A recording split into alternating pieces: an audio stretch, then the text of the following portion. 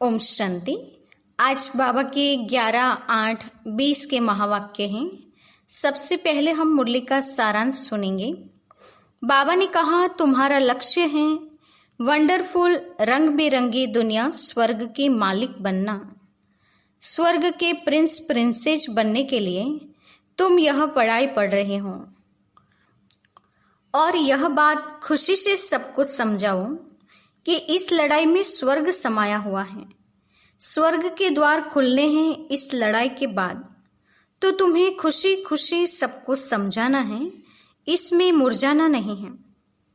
इस wonder of world के लिए अपनी अपनी तकदीर अनुसार पुरुषार्थ कर रहे हो। तुम पवित्रता के लिए पुरुषार्थ कर रहे हो, डबल सिरताज देवता बनने के लिए राजयोग सीख रहे हो। तुम्हें अविनाशी ज्ञान रत्नों की वैल्यू होनी चाहिए। यह ज्ञान रत्न तुम्हें धारण करने हैं। अभी तुम ज्ञान सागर से डायरेक्ट सुनते हो, तो फिर और कुछ सुनने की दरकार नहीं। बच्चों की चलन बड़ी फर्स्ट क्लास होनी चाहिए, मुख से रत्न निकलने चाहिए। और अंत में बाबा ने कहा कि यह ज्ञान सब धर्म वालों के लिए है। उन्हों को भी कहना है, बाप कहते हैं मुझे याद करो तो तुम्हारे जन्म जन्मांतर के पाप कट जाएंगे। और सर्विस के लिए बाबा ने कहा, तुम्हारी अब झोली भर रही है तो तुम्हें खुशी रहनी चाहिए, परंतु कोई कोई को बिल्कुल खुशी नहीं रहती है, जैसे कि श्रीमत पर न चलने का कसम ले लिया है। और कुछ सर्विसेबल बच्चे तो सर्विस के बिना रह नहीं सकते हैं, सर्विसें ख्याल में रहते हैं। अब हम मुरली की शुरुआत करते हैं। मीठे बच्चे, तुम्हारी एम ऑब्जेक्ट है वंडरफुल रंग बिरंगी दुनिया स्वर्ग का मालिक बनना। तो सदा इसी खुशी में हर्षित रहो, मुरझाया हुआ नहीं। बाबा ने कहा, लक्ष्य सामने रखो, नई दुनिया स्वर्ग में जाना है और इस बात की खुशी में रहना है, मुरझाना नहीं है। आज का प्रश्न है, तकदीरवान बच्चों को कौन सा उमंग सदा बना रहेगा? उत्तर है, हमें बेहद का बाप नई दुनिया का प्रिंस प्रिंसेस बनाने के लिए पढ़ा रहे हैं। तुम इसी उमंग से सबको समझा सकते हो कि इस लड़ाई में स्वर्ग समाया हुआ है। इस लड़ाई के बाद स्वर्ग के द्वार खुलने हैं। इसी खुशी में रहना है और खुशी खुशी से दूसरों को भी समझाना है। गीत है, दुनिया रंग रंगीली बाबा। ओम शांति। यह किन्होंने कहा बाबा को कि दुनिया रंग बिरंगी है? अब इनका अर्थ दूसरा कोई समझ न सके। बाप ने समझाया है, ये खेल रंग रंगीला है। कोई भी बाइस्कोप आदि होता है तो बहुत रंग बिरंगी सीनरिया आदि होती है ना। अब इस बेहद की दुनिया को कोई जानते नहीं है। तुम्हारे में भी नंबरवार पुरुषार्थ अनुसार सारे विश्व के आदि मध्य अंत का ज्ञान है। तुम समझते हो स्वर्ग कितना रंग बिरंगी है, खूबसूरत है, जिसको कोई भी नहीं जानते, कोई की बुद्धि में नहीं है। वह है वंडरफुल रंग बिरंगी दुनिया। गाया जाता है वंडर ऑफ द वर्ल्ड। इसको सिर्फ तुम जानते हो। तुम ही वंडर ऑफ वर्ल्ड के लिए अपनी अपनी तकदीर अनुसार पुरुषार्थ कर रहे हो। एम ऑब्जेक्ट है ना, वह है वंडर ऑफ वर्ल्ड।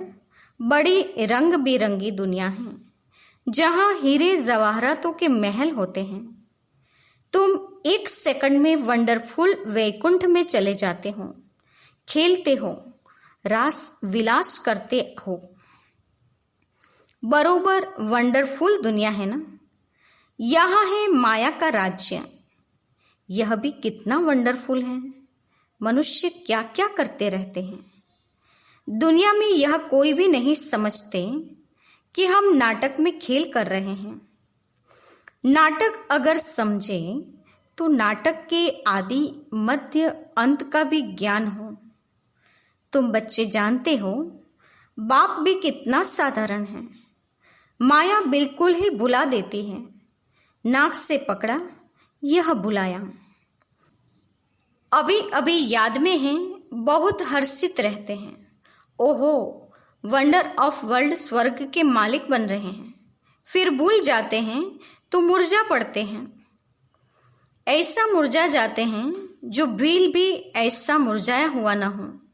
जरा भी जैसे कि समझते ही नहीं हैं कि हम स्वर्ग में जाने वाले हैं। हमको बेहद का बाप पढ़ा रहे हैं। जैसे एकदम मुर्दे बन जाते हैं। वह खुशी नशा नहीं रहता। अभी वंडर ऑफ वर्ल्ड की स्थापना हो रही है। वंडर ऑफ वर्ल्ड का श्री कृष्ण है प्रिंस। यह भी तुम जानते हो। कृष्ण जन्माष्टमी पर भी जो ज्ञान में होशियार हैं वह समझाते होंगे। Shri Krishna wonder of world का प्रिंस था। वह सतयुग फिर कहाँ गया? सतयुग से लेकर सीढ़ी कैसे उतरे? सतयुग से कलयुग कैसे हुआ? उतरती कला कैसे हुई? तुम बच्चों की बुद्धि में ही आएगा। उस खुशी से समझाना चाहिए कि श्री कृष्ण आ रहे हैं। कृष्ण का राज्य फिर स्थापन हो रहा है। यह सुनकर भारतवासियों को भी खुशी होनी चाहिए। परंतु यह उमंग उन्हों को आएगा जो तकदीरवान होंगे। दुनिया के मनुष्य तो रत्नों को भी पत्थर समझकर फेंक देंगे। यह तो अविनाशी ज्ञान रत्न है। इन ज्ञान रत्नों का सागर है बाप। इन रत्नों की बहुत वैल्यू है। यह ज्ञान रत्न धारण करने हैं। अभी तुम ज्ञान सागर से डायरेक्ट सुनते हो तो फिर और कुछ भी सुनने की दरकार नहीं। सतयुग में यह होते नहीं। न वहाँ LLB न सर्जन आदि बनना होता है। वहाँ यह नॉलेज ही नहीं है। वहाँ तो तुम प्रारब्ध भोगते हो। तो जन्माष्टमी पर बच्चों को अच्छी रीति समझाना है। अनेक बार मुरली भी चली हुई है। बच्चों को विचार सागर मंथन करना है, तब ही पॉइंट्स निकलेगी। भाषण करना है तो सवेरे उठकर लिखना चाहिए, फिर पढ़ना चाहिए। भूले हुए पॉइंट्स फिर ऐड करने चाहिए। इससे धारणा भी अच्छी होगी। फिर भी लिखत मुआफिक सब नहीं बोल सकेंगे। कुछ न कुछ पॉइंट्स भूल जाएंगे। तो समझाना होता है कृष्ण कौन है। यह तो वंडर ऑफ वर्ल्ड का मालिक था। भारत ही पैराडाइज था। उस पैराडाइज का मालिक श्री कृष्ण था। हम आपको संदेश सुनाते हैं कि श्री कृष्ण आ रहे हैं। राजयोग भगवान ने ही सिखाया है, अब भी सिखला रहे हैं। पवित्रता के लिए भी पुरुषार्थ करा रहे हैं। डबर से ताज देवता बनाने के लिए यह सब बच्चों को स्मृति में आना चाहिए। जिनकी प्रैक्टिस होगी वह अच्छी रीति समझा सकेंगे। कृष्ण के चित्र में भी लिखत बड़ी फर्स्ट क्लास है। इस लड़ाई के बाद स्वर्ग के द्वार खुलने हैं। इस लड़ाई में जैसे स्वर्ग समाया हुआ है। बच्चों को बहुत खुशी में रहना चाहिए। जन्माष्टमी पर मनुष्य कपड़े आदि नहीं पहनते हैं, लेकिन तुम जानते हो कि अभी हम यह पुराना शरीर छोड़ नया कंचन शरीर लेंगे। कंचन काया कहते हैं ना, अर्थात सोने की काया। आत्मा भी पवित्र, शरीर भी पवित्र। अभी कंचन नहीं है, नंबरवार बन रहे हैं। कंचन बनेंगी ही याद की यात्रा से। बाबा जानते हैं बहुत हैं जिनको याद करने का भी अकल नहीं है। याद की जब मेहनत करेंगे तब ही वाणी जोहरदार होगी। Underline point. याद की जब मेहनत करेंगे तब ही वाणी जोहरदार होगी। अभी तक ताकत कहाँ है, योग है नहीं। लक्ष्मी नारायण बनने की शकल भी चाहिए ना, पढ़ाई चाहिए। कृष्ण जन्माष्टमी पर समझाना बहुत सहज है। कृष्ण के लिए कहते हैं श्याम सुंदर। कृष्ण को भी काला, नारायण को भी काला, तो राम को भी काला बनाया है। बाप खुद कहते हैं मेरे बच्चे जो पहले ज्ञान चिता पर बैठ स्वर्ग के मालिक बने, फिर कहाँ चले गए? काम चिता पर बैठ नंबरवार गिरते चले आए। सृष्टि भी सतो प्रधान, सतो रजो तमो बनती है, तो मनुष्यों की भी अवस्था ऐसी होती है। यानी मनुष्य की आत्मा भी सतो रजो तमो के स्टेजेस से गुजरती है। काम चिता पर बैठ सब श्याम अर्थात काले बन गए हैं। अब मैं आया हूँ सुंदर बनाने। आत्मा को सुंदर बनाया जाता है। बाबा हर एक के चलन से समझ जाते हैं मनसा वाचा कर्मण कैसे चलते हैं, कर्म कैसे करते हैं, उससे पता पड़ जाता है। बच्चों की चलन तो बड़ी फर्स्ट क्लास होनी चाहिए। मुख से सदैव ज्ञान रतन निकलने चाहिए। कृष्ण जयंती पर समझाने का बहुत अच्छा है। श्याम और सुंदर की टॉपिक हो। कृष्ण को भी काला तो नारायण को भी, फिर राधे को भी काला क्यों बनाते हैं? शिवलिंग भी काला पत्थर रखते हैं। अब वह कोई काला थोड़ी है। शिव है क्या? और चीज क्या बनाते हैं? इन बातों को तुम बच्चे ही जानते हो। काला क्यों बनाते हैं तुम इस पर समझा सकेंगे।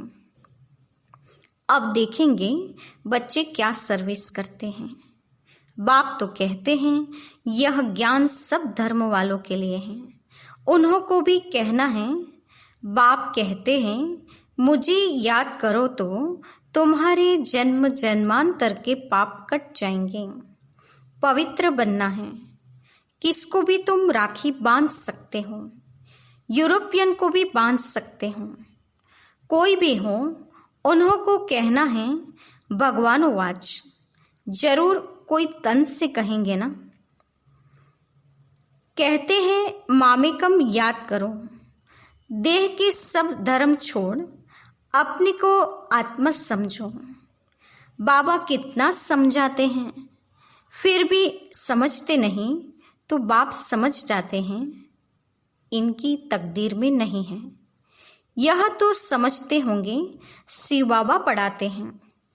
रथ बिगड़ तो पढ़ा न सके, इशारा देना ही बस है। कोई कोई बच्चों को समझाने की प्रैक्टिस अच्छी है। बाबा मम्मा के लिए तो समझते हो यह उच्च पद पाने वाले हैं। मम्मा भी सर्विस करती थी ना। इन बातों को समझाना होता है। माया के भी अनेक प्रकार के रूप होते हैं। बहुत कहते हैं हमारे में मम्मा आती हैं, शिव बाबा आते हैं, परंतु नई नई पॉइंट्स तो मुकर्रर तन द्वारा ही सुनाएंगे कि दूसरे किसी द्वारा सुनाएंगे। यह हो नहीं सकता। ऐसे तो बच्चियां भी बहुत प्रकार की पॉइंट्स अपनी भी सुनाती हैं। मैगजीन में कितनी बातें आती हैं। ऐसे नहीं कि मम्मा बाबा उनमें आते हैं, वह लिखवाते हैं। नहीं, बाप तो यहाँ डायरेक्ट आते हैं। तब तो यहाँ सुनने के लिए आते हो। अगर मम्मा बाबा कोई में आते हैं तो फिर वहाँ ही बैठ उनसे पढ़े ना। नहीं, यहाँ आने की सबको कशिश होती है।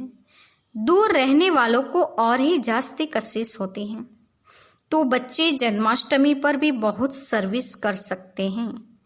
कृष्ण का जन्म कब हुआ यह भी किसको पता नहीं है। तुम्हारी अब झोली भर रही है तो खुशी रहनी चाहिए, परंतु बाबा देखते हैं खुशी कोई कोई में बिल्कुल है नहीं। श्रीमत पर न चलने का तो जैसे कसम उठा लेते हैं। सर्विसेबल बच्चों को तो जैसे सर्विस ही सर्विस सूझती रहेगी। समझते हैं बाबा की सर्विस नहीं की, किसको रास्ता नहीं बताया तो गोया हम अंधे रहें। यह समझने की बातें हैं ना। बेज में भी कृष्ण का चित्र है, इस पर तुम समझा सकते हो। कोई से भी पूछो इन्हों को काला क्यों दिखाया है, बता नहीं सकेंगे। शास्त्रों में लिख दिया है राम की स्त्री चुराई गई, परंतु ऐसी कोई बात वहां होती नहीं। तुम भारतवासी ही परिस्तानी थे, अब कब्रिस्तानी बने हैं। फिर ज्ञान चिता पर बैठ देवी गुण धारण कर परिस्तानी बनते हैं। सर्विस तो बच्चों को करनी है, सबको पैगाम देना है। इसमें बड़ी समझ चाहिए, इतना नशा चाहिए कि हमको भगवान पढ़ाते हैं, भगवान के साथ रहते हैं, भगवान के बच्चे भी हैं तो फिर हम पढ़ते भी हैं। बोर्डिंग में रहते हैं तो फिर बाहर का संग नहीं लगेगा। यहाँ भी स्कूल है ना। क्रिश्चियन में भी फिर मैनर्स होते हैं। अभी तो बिल्कुल नो मैनर्स, तमोप्रधान, पतित हो गए हैं।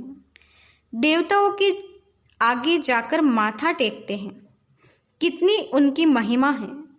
सतयुग में सभी के देवी कैरेक्टर थे, अभी आसुरी कैरेक्टर हैं। ऐसे ऐसे तुम भाषण करो तो सुनकर बहुत खुश हो जाएं। मुख छोटा बात बड़ी, यह कृष्ण के लिए कहते हैं। अभी तुम कितनी बड़ी बातें सुनाते हो इतना बड़ा बनने के लिए। तुम राखी कोई को भी बांध सकते हो। यह बाप का पैगाम तो सबको देना है। यह लड़ाई स्वर्ग का द्वार खोलती है।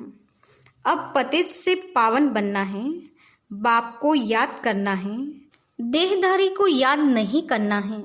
एक ही बाप सर्व की सद्गति करते हैं। यह है ही आयरन एज वर्ल्ड। तुम बच्चों की बुद्धि में भी नंबरवार पुरुषार्थ अनुसार धारणा होती है। स्कूल में भी स्कॉलरशिप लेने के लिए बहुत मेहनत करते हैं। यहाँ भी कितनी बड़ी स्कॉलरशिप है। सर्विस बहुत है। माताएं भी बहुत सर्विस कर सकती हैं। चित्र भी सब उठाओ। कृष्ण का काला, नारायण का काला, रामचंद्र का भी काला चित्र उठाओ, शिव का भी काला, फिर बैठ समझाओ। देवताओं को काला क्यों किया है, श्याम सुंदर क्यों कहते हैं। श्रीनाथ द्वारे जाओ तो बिल्कुल काला चित्र है। तो ऐसे ऐसे चित्र इकट्ठे करने चाहिए, अपना भी दिखाना चाहिए। श्याम सुंदर का अर्थ समझा कर कहो कि तुम भी अब राखी बांध काम चिता से उतर ज्ञान चिता पर बैठेंगे तो गोरा बन जाएंगे।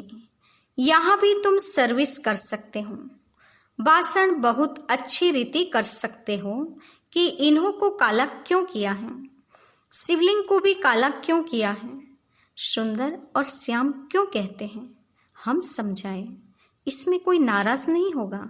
सर्विस तो बहुत सहज है। बाप समझाते रहते हैं, बच्चे अच्छी गुण धारण करो, कुल का नाम बाला करो। तुम जानते हो अभी हम ऊंचते ऊंच ब्राह्मण कुल के हैं। फिर राखी बंधन का अर्थ तुम कोई को भी समझा सकते हो। वेश्याओं को भी समझाकर राखी बांध सकते हो। चित्र भी साथ में हो। बाप कहते हैं, मामे कम याद करो। यह फरमान मानने से तुम गोरे बन जाएंगे। बहुत युक्तियां हैं, कोई भी नाराज नहीं होगा। कोई भी मनुष्य मात्र किसकी सद्गति कर नहीं सकते सिवाय एक की। बल राखी बंधन का दिन न हो, कभी भी राखी बांध सकते हो। यह तो अर्थ समझना है। राखी जब चाहे तब बांधी जा सकती है। तुम्हारा धंधा ही यह है। बोलो, बाप के साथ प्रतिज्ञा करो। बाप कहते हैं, मामे कम याद करो तो पवित्र बन जाएंगे। मस्जिद में भी जाकर तुम सबको समझा सकते हो। हम राखी बांधने के लिए आए हैं, यह बात तुमको भी समझने का हक है। बाप कहते हैं, मुझे याद करो तो पाप कट जाएंगे, पावन दुनिया के मालिक बन जाएंगे। अभी तो पतित दुनिया है ना। गोल्डन एज थी जरूर, अब आयरन एज है। तुमको गोल्डन एज में खुदा के पास नहीं जाना है। ऐसे सुनाओ तो झट आकर चरणों में पड़ेंगे। अच्छा, मीठे मीठे सिकिलते बच्चों के प्रति माता पिता बाप दादा का याद प्यार और गुड मॉर्निंग। रूहानी बाप की रूहानी बच्चों को नमस्ते। हम रूहानी बच्चों की रूहानी माता पिता बाप दादा को याद प्यार और नमस्ते। धारणा के लिए मुख्य सार। पहले पॉइंट, ज्ञान रत्नों के सागर से जो अविनाशी ज्ञान रत्न प्राप्त हो रहे हैं उनकी वैल्यू रखनी है। विचार सागर मंथन कर स्वयं में ज्ञान रत्न धारण करने हैं, मुख से सदैव रत्न निकालने हैं। दूसरी पॉइंट, याद की यात्रा में रहकर वाणी को जोहरदार बनाना है। याद से ही आत्मा कंचन बनेगी, इसलिए याद करने का अकल सीखना है। आज का वरदान है, पुरानी देह और पुरानी दुनिया को भूलने वाले बाप दादा के दिल तख्त नशीन भव। पुरानी देह और दुनिया को भूलने वाले बाप दादा के दिल तख्त नशीन भव। वरदान का स्पष्टीकरण है, संगम युगी श्रेष्ठ आत्माओं का स्थान है ही बाप दादा का दिल तख्त। ऐसा तख्त सारे कल्प में नहीं मिल सकता। विश्व के राज्य का व स्टेट के राज्य का तख्त तो मिलता रहेगा, लेकिन यह तख्त नहीं मिलेगा। यह इतना विशाल तख्त है जो चलो फिरो खाओ सो, लेकिन सदा तख्त नशीन रह सकते हो। जो बच्चे सदा बाप दादा के दिल तख्त नशीन रहते हैं वे इस पुरानी देह व देह की दुनिया से विस्मुत रहते हैं। इसे देखते हुए भी नहीं देखते। आज का स्लोगन है, हद के नाम मान शान के पीछे दौड़ लगाना अर्थात परछाई के पीछे पड़ना।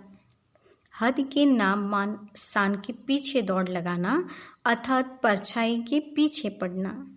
आज के मुख्य पॉइंट्स हैं, तकदीरवान बच्चों को सदा उमंग रहेगा कि हम नई दुनिया का प्रिंस प्रिंसेस बनने के लिए पढ़ रहे हैं, तो उमंग से सबको बताना है कि इस लड़ाई के बाद स्वर्ग के द्वार खोलने हैं।